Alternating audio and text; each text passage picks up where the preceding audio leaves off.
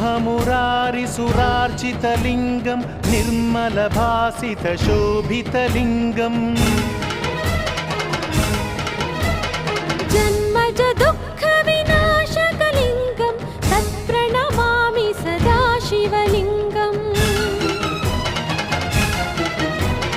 देवमुनिप्रवरार्चितलिङ्गं कामदहनकरुणाकरलिङ्गं रावणदर्पविनाशकलिङ्गं तत्प्रणमामि सदा शिवलिङ्गम्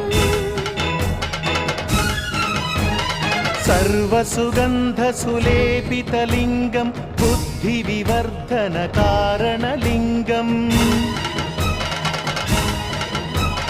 सिद्धसुरासुरवन्दितलिङ्गं तत्प्रणमामि सदा शिवलिङ्गम्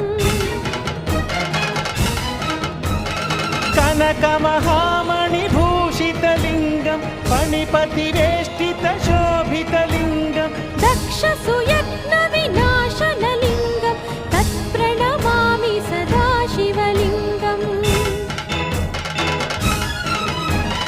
कुङ्कुमचन्दनलेपितलिङ्गं पङ्कजहारसुशोभितलिङ्गम्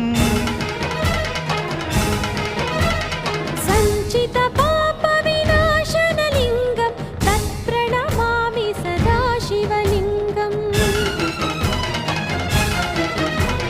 देवगणार्चितसेवितलिङ्गं भावैर्भक्तिभिरेव च लिङ्गं दिनकरकोटिप्रभाकरलिङ्गं तत्प्रणमामि सदा शिवलिङ्गम्